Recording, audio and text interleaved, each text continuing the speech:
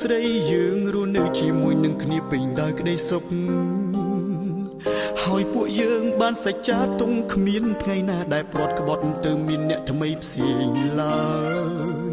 តែបើមានម្នាក់ណាដែលក្បត់យើងស៊ូព្រាត់រហូត